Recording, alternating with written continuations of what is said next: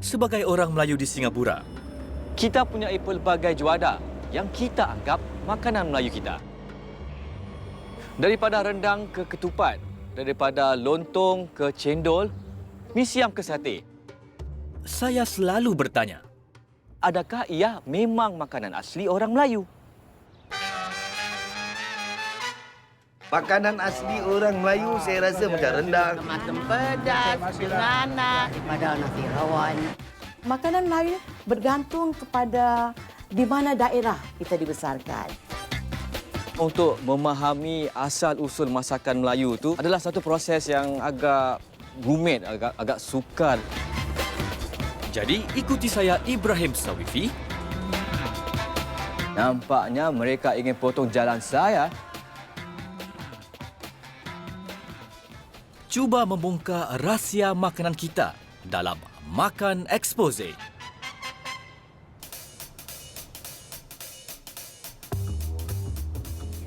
Makanan lauk pauk orang Melayu memang kaya dengan bahan-bahan untuk dibuat rencah bumbunya. Apakah yang membuat makanan orang Melayu itu tidak tinggal rasa manis, masin dan masamnya? Bukan saja dibuat untuk bumbu makanan, banyak lagi kegunaannya untuk kesihatan badan. Bukan sekadar rasanya sahaja, bahan yang dimakan ini mempunyai khasiat yang tinggi. Dan hidangan yang sering dikaitkan dengan tempe ialah sambal goreng. Jadi, bagaimana sambal goreng berkaitan dengan asam?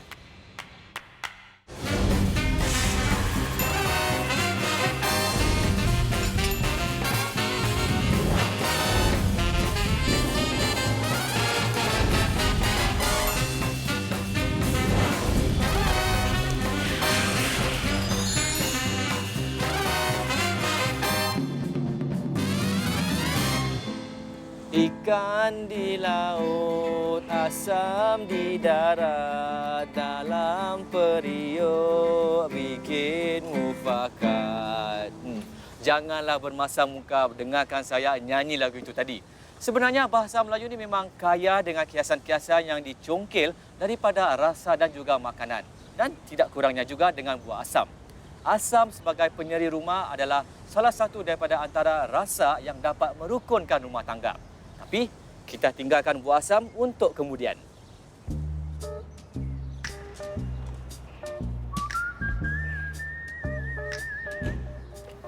Kita singkap makanan kegemaran kita yang mempunyai pelbagai rangkaian rasa yang kita kenal. Manis, masin, masam.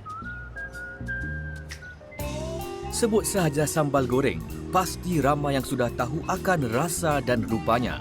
Dalam masyarakat Melayu sendiri, terdapat pelbagai variasi hidangan sambal goreng. Mungkin bahan asasnya sama, yang membezakannya hanya satu atau dua bahan sahaja. Adakah perbezaan antara sambal goreng Melayu dan Jawa? Untuk menjawab soalan ini, kita kupas dan mengenal pasti dahulu masakan ini. Kita mulakan dengan raja segala sambal goreng, iaitu sambal goreng pengantin. Kita mesti nak banyak bumbu dia. Bau. Sepatah kata orang Jawa, bumbunya banyak enak katanya. Mula-mula itulah paru dia, dia punya limpa, dia punya hati. Kalau kita nak pakai daging, kita potong-potong dadu. Last kita goreng udang. Lepas tu kita buatlah bumbu dia. Memang ternyata banyak sekali bahan-bahan yang dicampur untuk menyediakan sambal goreng pengantin. Prosesnya pula memakan masa yang lama. Yang masyhur sekali yang untuk hidangan majlis-majlis ya, ialah sambal goreng pengantin. Sambal goreng pengantin dia punya khazanah atau dia punya bahan-bahan komen banyak lagi. Kadang-kadang kalau kita kirakan dalam 26. Banyak rempah ratusnya dengan bahan-bahan yang mahal.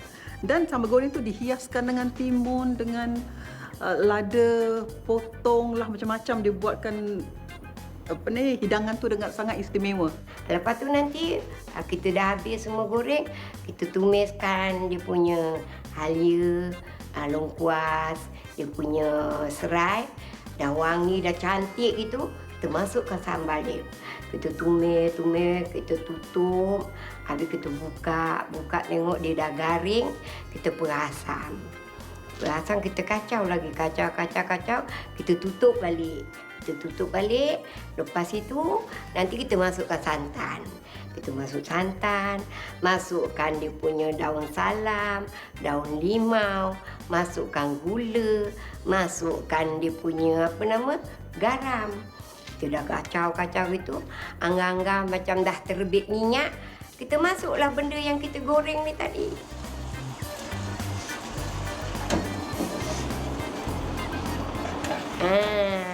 Itulah sambal goreng pengantin. Selain daripada sambal goreng pengantin, apa lagi jenis lain sambal goreng? Sambal goreng kerang, sambal goreng telur, telur puyuh, sambal goreng babat. Itu pun dipanggil sambal goreng sebab apa dia punya rempah. Itu memang rempah sambal goreng. Dari sambal goreng yang agak payah cara penyediaannya, kita beralih ke satu jenis sambal goreng yang mudah. Tapi nampaknya cara sediakannya tidak kurang payahnya.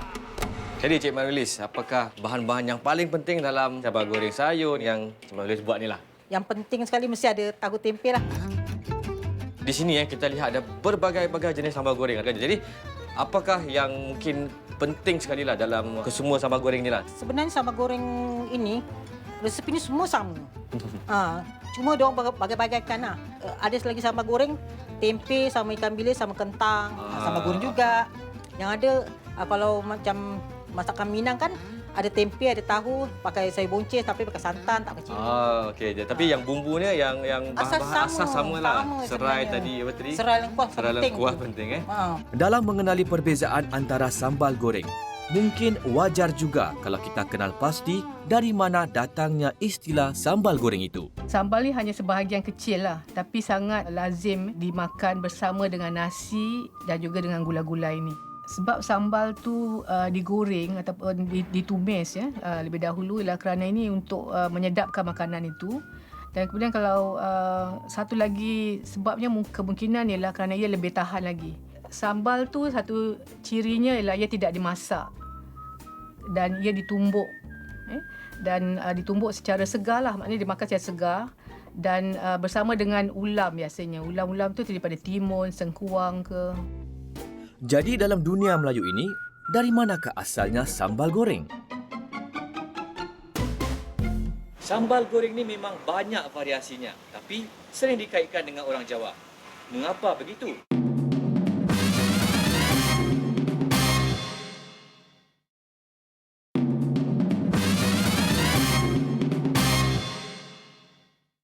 Walaupun cara penyediaannya berbeza, ada satu bahan yang tetap kekal dalam resepi kedua-dua jenis sambal goreng, iaitu tempe.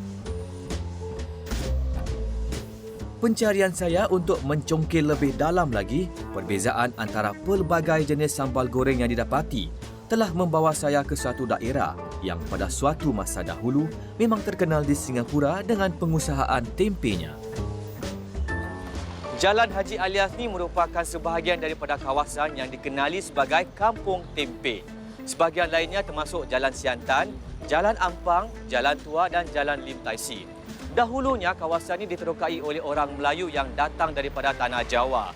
Dan kawasan ini juga memang terkenal dengan pengusahaan tempenya. Penduduk di sini asalnya dari Jawa Tengah. Pada awalnya kampung ini dikenali sebagai Kampung Coronation. Tapi sebelum tu ada 3 nama dalam bahasa Jawa, iaitu Kampung Ngulon yang terletak Jalan Haji Alias, Kampung Ngidul terletak Lim Tai Si dan Kampung Wetan terletak Pung Siantan. Kampung Tempe ni datang kemudian apabila telah banyak orang tahu bahawa sini tempat buat tempe, maka dengan mudah mereka panggilkan Kampung Tempe. Jadi bila disebut Kampung Tempe, mereka tahu di mana letaknya. Mungkin Cik boleh kongsi sikit lagi macam mana tempe ni dibuat pada zaman dulu lah. Zaman dulu kita rebus, habis dah rebus simpan 2 hari. Dah simpan 2 hari, besoknya baru basuh. Dulu ni Cik, kacang ni macam mana dihancurkan dulu ni? Dihancurkan kita dah masam kita dah buang masam itu kan, masuk dalam goni. Dalam goni tu ujung goni tu diikat. Dah ikat dia pijak-pijak gitu. Ikat tapi jangan ketat-ketat. Dah tak boleh, dia mesti nak macam longgar-longgar gitu. Ada kita pijak-pijak gitu kan. Basuh, kasih hilang dia punya kulit. Mesti nak kasih hancur. Dia kalau tak hancur, nanti dia punya air yang masam tu dekat dalam pun dia boleh tak jadi. Dia mesti nak terbelah-belah dua gini, habis kan jadi dia bersih. Tunjukkanlah macam mana nak bikin tempe ni.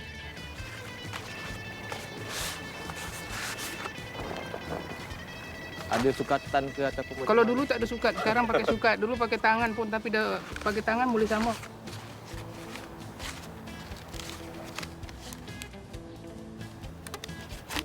Gitu je, Cik? Dah. Mudah gitu. Satu hari berapa banyak tempe yang boleh dihasilkan? Kalau keluarga Cik bikin dalam 2,000 lebih. 2,000 lebih? Ya. Dalam satu hari ya? Apakah yang pengusaha paling besar lah? Perusahaan tempe yang besar pada hari itu ialah Wak Kina dan suaminya Wak Buhari. Usaha penjualan tempe ini dilakukan oleh penduduk kampung sini juga. Tempe yang dihasilkan di kampung ni, bagaimana ia dijual? Mereka menjual secara individu dengan menggunakan basikal. Yang mana mereka pergi keluar dalam pukul 7 pagi, mungkin balik lewat asar gitulah. Pada Perang Dunia Kedua, ramai yang berpendapat bahawa tempe merupakan makanan penting bagi penduduk tempatan mahupun tahanan perang. Pada tahun 1946, seorang tahanan Belanda, Rolofsen, melaporkan terdapat kekurangan protein di kalangan tahanan perang. Mereka diberi makan tempe yang tidak dimasak betul. Namun proses pembikinan tempe membuatnya dapat dimakan dan dihadam oleh tahanan-tahanan perang itu. Mereka percaya tempe adalah penyelamat nyawa mereka. Sedap juga tempe ni. Ada banyak khasiat. Cukup untuk kenyangkan aku sepanjang hari. Tinggal 2. Mungkin aku simpan untuk besok.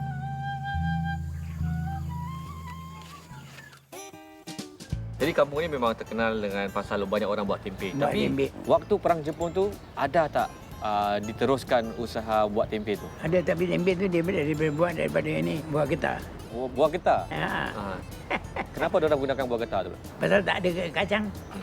Kacang tak boleh, tak ada, Jepun tak kasih.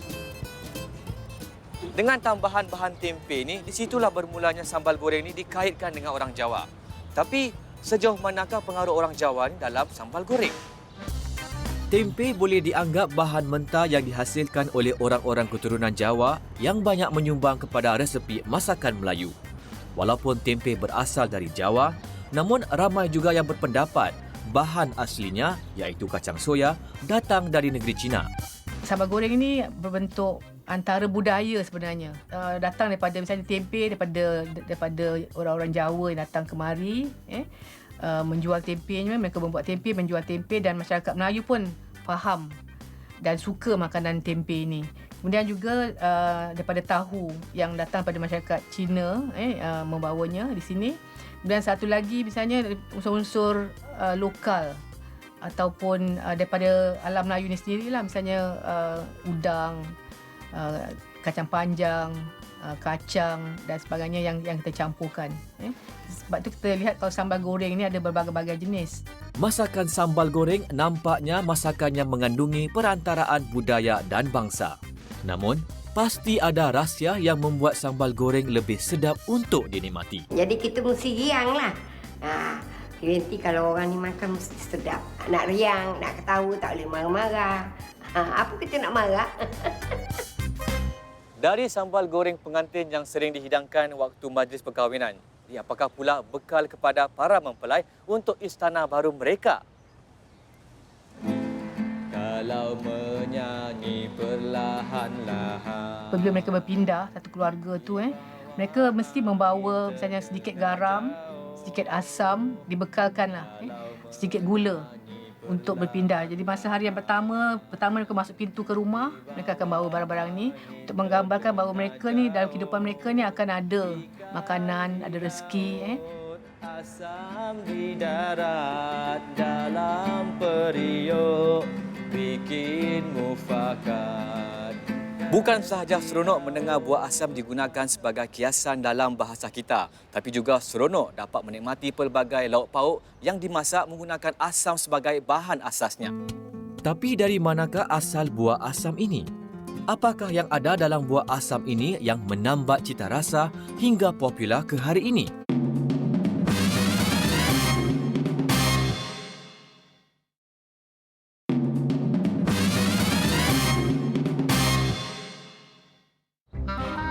Asam Jawa juga dikenali dengan nama saintifiknya Tamarindus indica, berasal dari kawasan savanna yang kering di Afrika.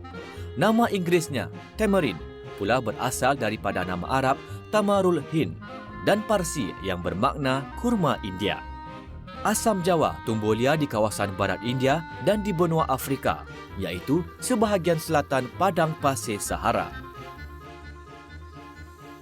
Daripada Afrika ke India ke Asia Tenggara, pokok asam Jawa ni kini terdapat di kawasan-kawasan tropika dan juga subtropika. Kegunaannya banyak sekali.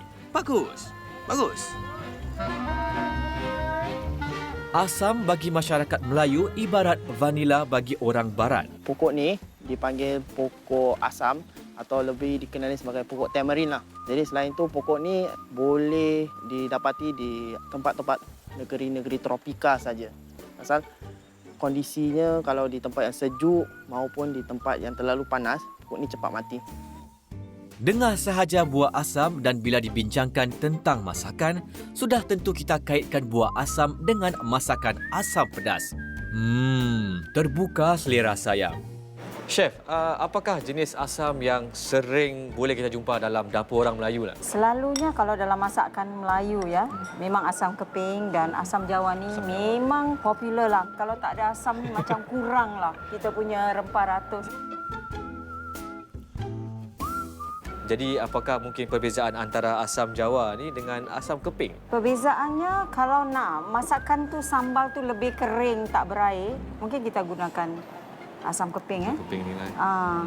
Dan kalau macam asam pedas, kita banyak menggunakan kuah kan. Jadi kita boleh gunakan asam Jawa lah. Asam Jawa lah. Dicampur dengan air. Dicampur dengan air kan? Tetapi adakah semua hidangan yang berasam masam dimasak menggunakan asam?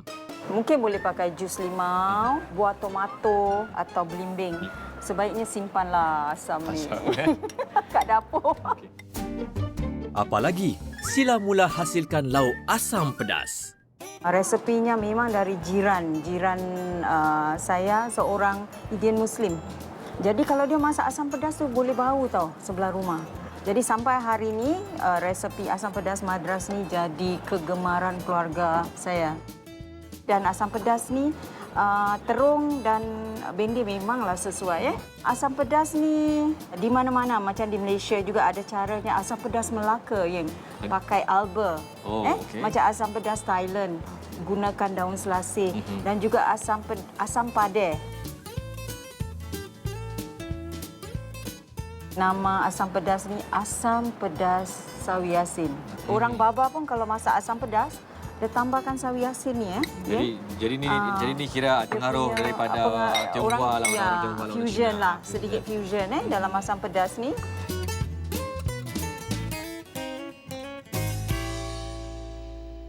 Asam celok memang terkenal di kalangan masyarakat Bahawian.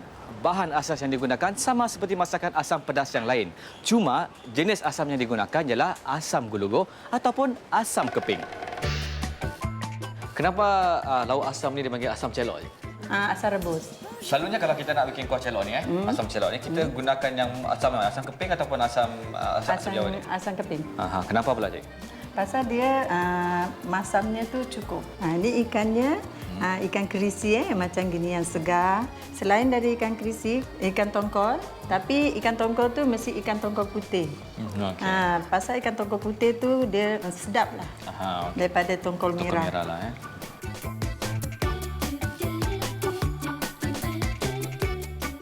Ternyata tidak ada lauk asam pedas yang asli kerana setiap kaum menggunakan buah asam.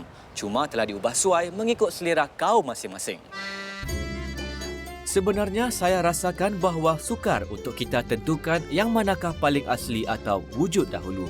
Yang pasti, setiap kelompok masyarakat kita mempunyai jenis asam pedasnya sendiri. Perahan air asam itu yang menyatukan kepelbagaian jenis-jenis asam pedas. Asam pedas tu kan ialah satu-satunya yang kepunyaan orang Melayu yang kita boleh kata itulah hak kita.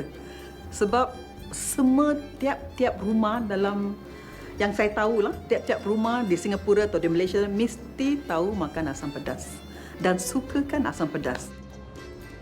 Asam Jawa sering digunakan dalam masakan Melayu. Selain itu, ia juga mempunyai banyak kegunaan harian yang lain.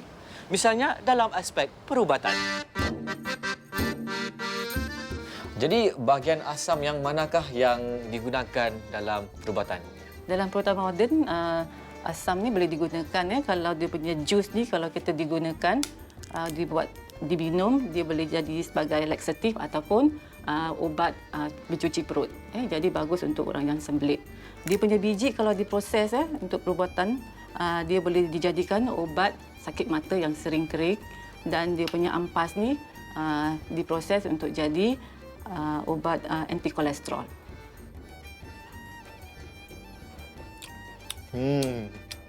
Rasa asam itu kuat sangat.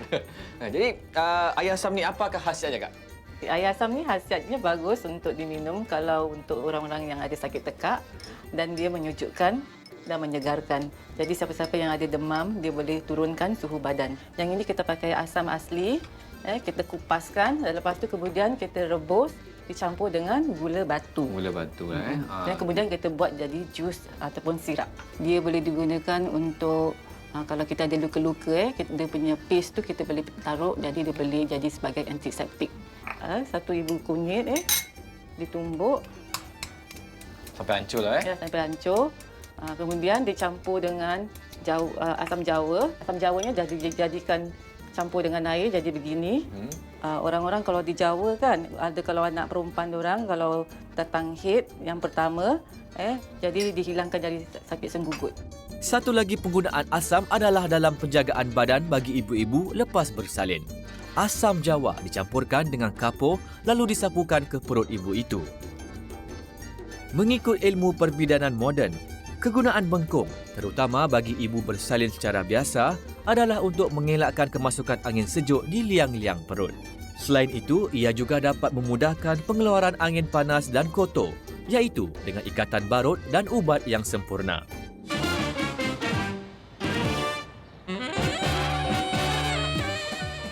Dalam episod kali ini, banyak yang saya ketahui dan juga pelajari. Sambal goreng yang sering dikaitkan dengan orang Jawa, ada juga unsur-unsur pengaruh orang Cina. Dan asam, terdapat pelbagai jenis asam dan juga terdapat pelbagai kegunaannya. Itulah sebabnya ia popular hingga ke hari ini.